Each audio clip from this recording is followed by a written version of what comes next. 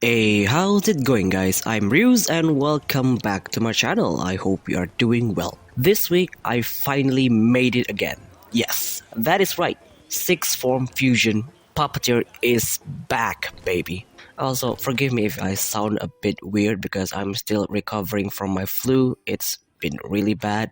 I've been snotting all over the place for the whole week. I'm not gonna talk too much, so let's jump into the deck rundown and show you how this new build works. In this build, of course, we are focusing on fusing all 6 forms of Puppeteer to fulfill her evolve win condition. But compared to the build that using Awandon, this build has a lot of backup in case that plan failed. We are bringing Ebisu as our level up booster because we want to quickly level up to reach level 3 as soon as possible. You only want to use Lucky Bamboo on Ebisu to use his travel spell. We don't use Lucky Bamboo on other Shigami because they don't have a spell that's important enough to use. I know I did talk shit about travel in the last video, but in this build, it's actually really good. As for Komatsu, she will be our main blocker and draw power. And with Koi, she is pretty much immortal, because not only you can reduce her death countdown using her own cards, Koi can reduce it with her shelter effect too. And Koi is here to mainly buff our cards and keep our death countdown on the low side. Her SSR also provides huge buff, but we rely most on her evolve and feel. If the main plan failed, we can just use Ebisu's SSR to power up our Puppeteer, because when we are over level up, she will most likely get her level 3 piercing form, and she will be a 10 plus attack piercing attacker. And here's the card priority list. For the high priority, you definitely want Puppeteer Evolve because that's the only card we cannot search, and because that's our win condition. Forest Idol is here to help us to get to our win condition if we didn't get it in our first hand. It's a fast card and it has the ability to move Komatsu to the combat zone, which is a huge help for us because we use a lot of orbs. Then we have Koi's Evolve. I used mainly for stats boost. We use it for stats boosting our Shigami and keeping their death countdown on the low side. Ebisu Bless is a double-edged sword. Yes, it will make your setup faster, but that also applies to the opponent. So you have to be prepared to take some risk when you are using this. But definitely don't use it when you are fighting against Genkuro because that's not a good plan. And as for Puppeteer form, I think the most important one is the barrier form because it will make it harder for the opponent to snipe our Puppeteer. For the situational choice, we have Lucky Bamboo. We only use this on Ebisu as I told you for his travel spell. Other than that, I'm not sure you are going to use it on anybody else unless you already activated Ebisu's field and you need that extra stats boost. Tail Splash and Nimble Leap is your usual targeting removal, and Cloth and Threads is your comeback card if the opponent snipe your fuse Puppeteer. This is why it is so important to always fuse her form instead of letting it sit there unfused, because if they snipe it, you can at least get it back with this card. And as for finisher, we have Ebisu's Field. Not only it increases the stats of your Shigami permanently, it will also get you a level 3 card of that Shigami from outside the deck. So Puppeteer will either get her Threads of Fate to complete her form fusion, or her level 3 form that will massively increase her stats. Koi's SSR not only will buff your cards, with 2 effects you will also get a free draw every turn that will help you get closer to your win condition, or just bulldoze your opponent with your card advantage. And lastly is her affinity form. Not only it has piercing, it will also increase Puppeteer stats by a huge amount every time you fuse a form after you put this form on. So this will be your backup plan when the 6th form fusion fails and you just steamroll your opponent with pure raw power. And that's about it for the deck rundown. It feels so good to be able to play Puppeteer with her unique condition again. It's a very expensive deck and a very difficult deck to pilot if you are not used to using Puppeteer. But once you do it, it is really fun. And it has pretty good win rate too. So for now, let's move on with the replays. So our first match will be up against Cooking Shigami with Juzu. I've been seeing a lot of cooking decks running Juzu mainly as a blocker to stall until they are ready to OTK with Komaru. They clearly have higher stats than us, so this will be a pretty tricky matchup. For your hand, you definitely want to prioritize getting Puppeteer's Evolve because we cannot search that card. The rest of our form is easier to get. You also want to either get Koi's Evolve or Forest Idol to make your setup faster and to get to your pieces faster. This is a pretty decent hand, but a little too much of Puppeteer's card. For our first move, we always want Komatsumaru as our first level up because we need her to tank attacks. It doesn't matter if she dies early on because we can very easily revive her. Our second level up is usually Koi or Ebisu, but now seeing we don't have any of Koi's card, we just level up Ebisu so that Koi will get a health boost when she level up.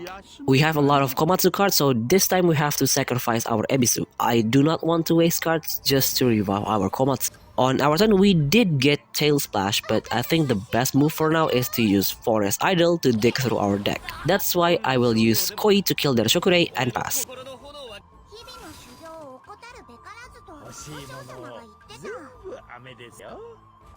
On their turn, they will evolve Amezaiku, then snipe our Puppeteer with Melting Fire. That was a smart move, but if it was me, I would wait until we put a form on first so that it will be harder to do the 6 form fusion. On our turn, we put Forest Idol on Komatsu, we drew Koi's SSR, that's great for later. Then we snipe their Gomaru with Nimble Leap, just in case they have her SSR. We failed the luck check, so putting her in the combat zone is a bit risky. But we did land our luck check on our Pinecone handling, so if they don't kill her, we can get back the form and recover Komatsumaru health. On their turn, they put cooking form on Amezaiku, then attack with Juzu. Our gamble paid off, they didn't kill her.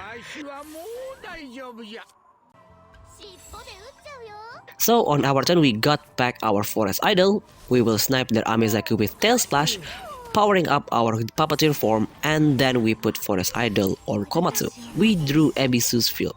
We pretty much got everything we need, so we killed their Amezaiku with Pinecone Raid and pass.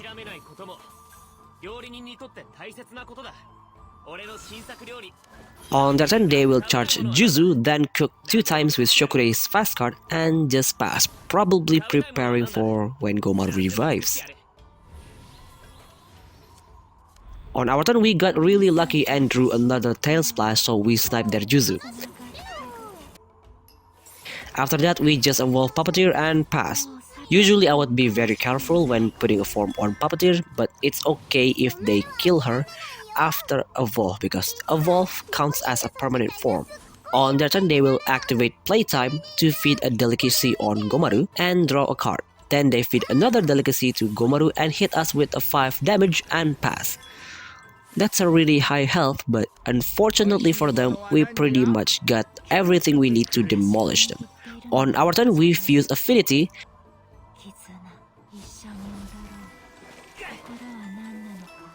then activate Threads of Fate, getting 2 forms. We fuse Mechanism and Protection. The random projectile will kill Shokure.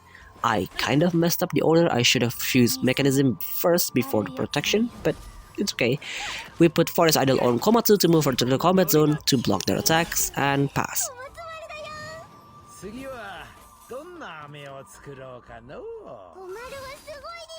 On their turn, they will evolve Gomaru and she will attack face. Thankfully, we have Komatsu to block.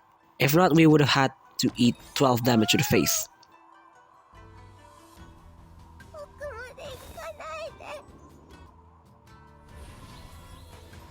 Well, time to wipe them off from the face of the earth. We fuse Assault, then Assault to kill their Gomaru,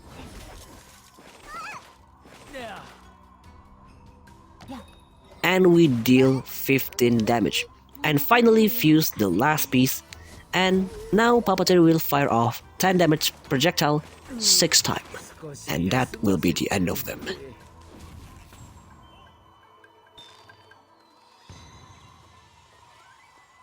Our second match will be up against a Spell Slinger deck using Yoko and Tamamo. This deck is our natural enemy because our Shigami doesn't have high health and we have no targeting protection to speak of. So let's see how we can deal with this kind of decks. As usual, our first turn move will be just moving Komatsu as a blocker and pass.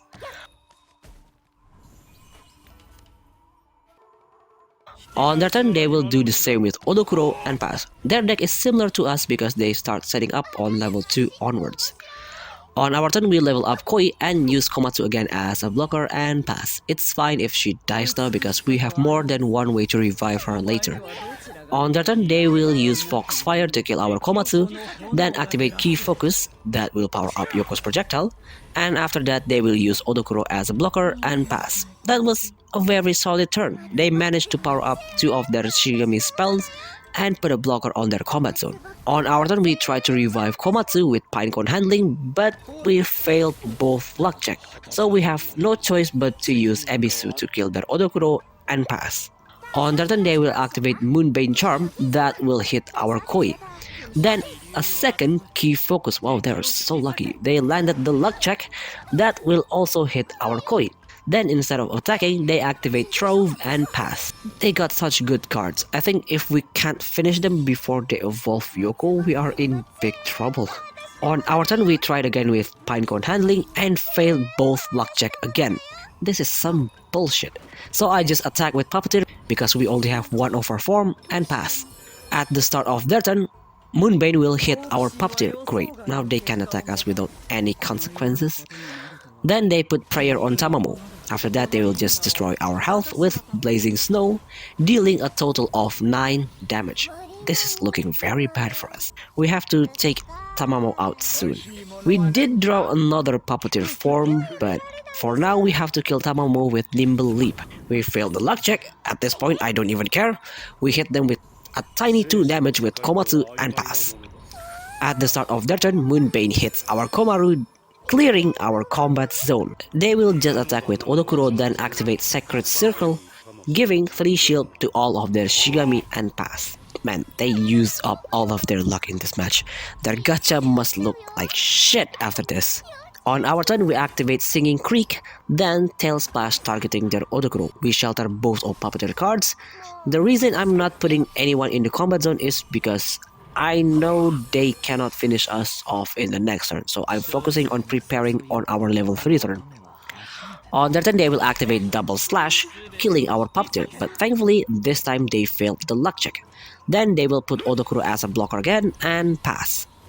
At the start of our turn, we shelter Puppeteer's card, so she will revive.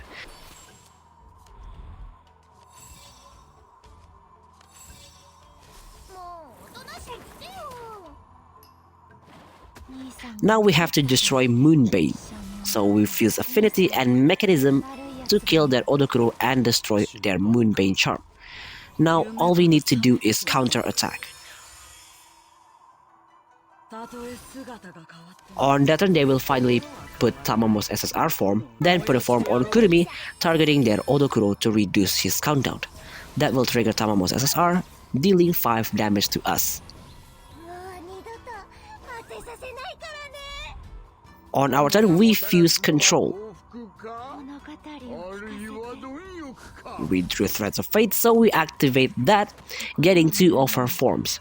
We fuse all of them. Now, all we need is to evolve her to complete our win condition. But it's not necessary because they are going to eat this 21 damage straight to their face.